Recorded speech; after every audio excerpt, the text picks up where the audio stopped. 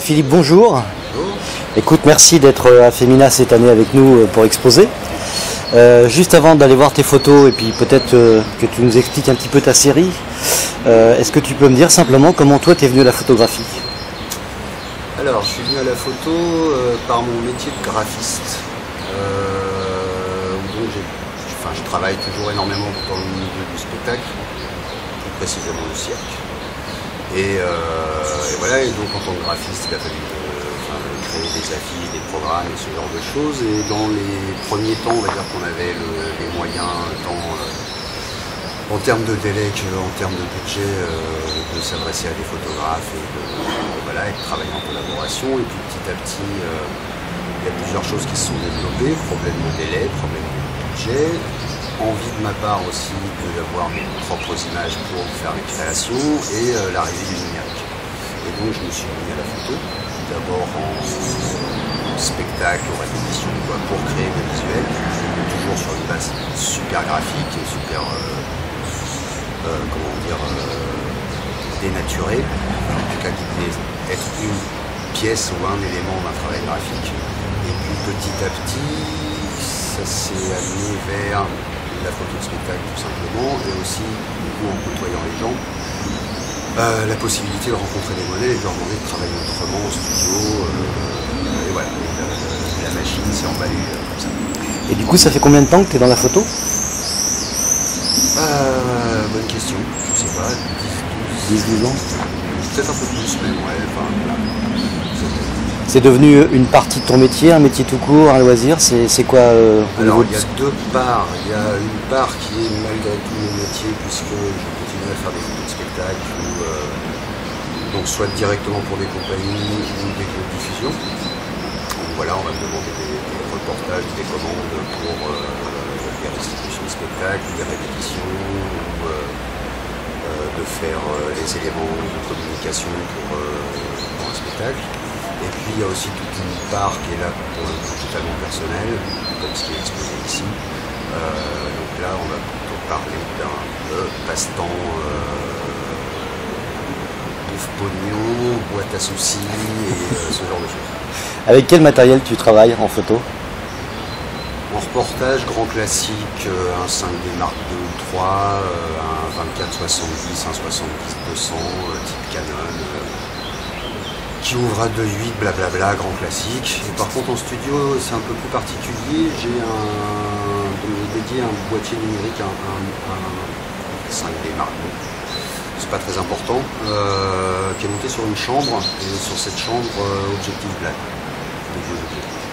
Et donc avec ton 5D, tu photographies quoi? Le dépoli, c'est ça? Non, la chambre c'est une chambre moderne, donc en fait on est adapté directement sur la monture d'objectif du boîtier. Ok, d'accord. En fait, c'est juste boîtier, la chambre est greffée dessus, c'est là qu'on peut jouer avec la bascule, les centrements et ainsi de suite. Et voilà, et après l'objectif. Et j'utilise aussi pas mal d'objectifs un peu bricole. Parce qu'ils ont un effet particulier, ils ont du grain, ils ont une déformation. C'est surtout, comme tout le monde, en travaillant sur le corps et sur le mouvement, fatalement on a envie qu'il y ait une trace, qu'il y ait quelque chose d'un peu vivant dans l'image. Enfin, fatalement non, il y a des gens qui vont s'amuser à travailler au millionième de seconde pour avoir une chose totalement arrêtée ou quoi. Mais c'est vrai que, en termes assez général, on a envie quand même d'avoir un peu cette idée de mouvement. Donc bien évidemment, comme tout le monde, j'ai travaillé en pause un peu longue, mais l'effet est un peu standard et pas forcément si passionnant que ça. Et du coup, j'ai essayé de chercher comment on pouvait restituer une idée de mouvement. L'idée c'était d'essayer de voir comment on pouvait restituer cette idée de mouvement sur une image arrêtée, d'avoir j'appelle ça une vibration en fait. Et il y a un truc qui est venu un peu par hasard à cause d'un objectif défectueux, et comme souvent, voilà. Et en fait je me suis rendu compte qu'avec les jeux de bascule et de centrement, on peut créer des jeux de perspective et donc créer des flous qui ne sont pas les flous de mouvement, mais qui sont des flous de focus, et qui pour moi étaient assez bien pour restituer cette idée de vibration, de mouvement. Voilà, fixer le focus sur un geste acrobatique et donner l'impression que le pied est en train de traverser l'espace. Au lieu d'avoir une trace comme ça, on a une trace dans la profondeur.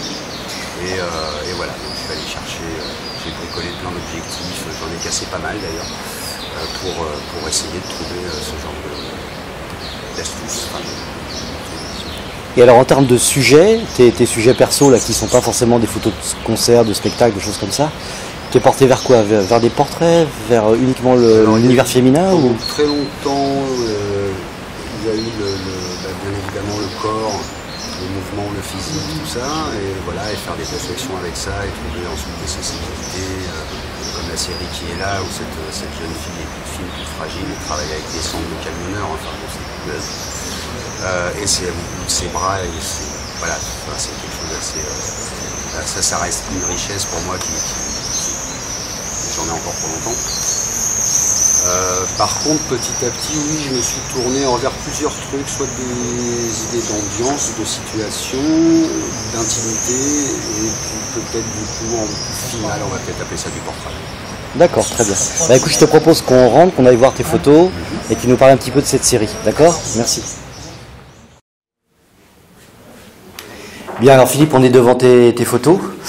Alors, pour le coup, explique-nous un petit peu le propos de cette série, qu'est-ce que tu as voulu faire et comment tu t'y es pris de façon sommaire, hein, sans dévoiler forcément tous tes secrets. Donc, qu'est-ce que ça représente cette série pour toi? Alors, ça c'est une série qui est assez typique de mon travail, qui est assez emblématique. Il fallait, on va dire, ce sera un bon raccourci résumé de ce que je fouille depuis un peu de longtemps maintenant. Voilà, c'est vraiment un travail sur le corps, l'expression du corps. Au départ, donc, cette personne est artiste de cirque, acrobate, anciennement danseuse, ce genre de choses. Et l'idée, c'est vraiment de sortir complètement du contexte du spectacle, c'est-à-dire avec le costume, la lumière, tralali, tralala, et d'aller vraiment à l'essentiel de que fait une artiste avec son corps et qu'est-ce qu'elle représente sans attribut, sans décorum. L'idée de nous vient de là, principalement. Lumière assez simple, assez radicale. Voilà, travailler pour que juste on prenne ce que le corps développe. Et pour cette série particulièrement, il y a une chose qui a été assez remarquable, on va dire, c'est que cette personne, donc, est danseuse à l'origine, elle a vraiment gardé son physique de danseuse, donc elle est très fine, très déliée, musclée, mais c'est pas du muscle, voilà. Et par contre, elle fait une discipline qui est vraiment redoutable, les sangles. Donc, bon, les sangles, c'est une bande de tissu avec juste une poignée et tout se fait au bout des mains.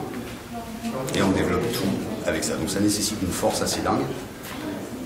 Et elle a réussi à conserver et son physique, et sa grâce, et sa fragilité, et tout ça. Et c'est un peu ce que j'ai voulu reprendre dans cette série, où, voilà, simplement la main accrochée à un bout de tissu à 5 mètres de haut, et d'arriver à s'élever dans les airs, à continuer à représenter quelque chose, à être quelque chose, à raconter éventuellement une histoire, à développer. Et être malgré tout cette espèce de petit truc fragile, voilà. Et en gros, moi, pour le coup, je raconte pas vraiment l'histoire, j'essaye juste d'en faire pointer les détails au public lambda, ou quelque chose comme ça. Donc là, c'était dans un studio, dans un cirque? Oui, c'est un studio. Un studio, d'accord. Donc tu as réussi à trouver un plafond assez adéquat pour mettre des sangles, etc. J'avais la chance pendant des années d'avoir un lieu avec une accroche à 4,80 m et suffisamment de recul et d'espace pour pouvoir accrocher un peu tout ce que je voulais et mettre la lumière autour qui va bien. C'était pratique. On a l'impression sur tes photos que l'ombre a autant d'importance que la lumière. Je ne sais pas si tu en as conscience ou si c'est voulu ou pas. Une sorte de grand résumé dans mes images, c'est j'aime bien dire accroché au vide ou perdu au milieu de rien. J'aime bien cette idée que on est tout compte fait pas d'environnement, que le seul environnement créé soit le personnage et ce qu'il est en train de faire. Et donc fatalement avoir un fond blanc ou noir et juste le modèle dedans qui a même à la limite donnerait presque l'impression de ne pas être éclairé, c'est une fausse lumière. Voilà, c'est ce qui me plaît, quoi. C'est vraiment cette idée de vide et d'absence en fait. Comment tu l'as appelé cette série, cette exposition? Ça s'appelle Trace parce que il y a cette idée de mouvement en fait dans les images. Et donc la trace est plutôt tant sur la peau, donc la grès en fait laisse sa trace et le corps en garde trace dans la dernière image. Que lorsqu'on regarde l'image, il y a effectivement une idée de trace comme si le temps, comme si on regardait une mini vidéo en fait. Voilà, il y a cette vibration. Voilà, ça s'appelle Trace dans un ordre général, sinon la jeune fille s'appelle Jeanne, et voilà, il n'y a pas de... Ok, bah écoute, merci beaucoup pour ces explications, on découvre un peu plus ton univers. On est très content que tu sois là, parce que tes photos sont vraiment à la fois très personnelles et puis très belles et d'un très haut niveau. Donc bravo à toi, bravo à ton travail, et peut-être à une prochaine fois. Merci.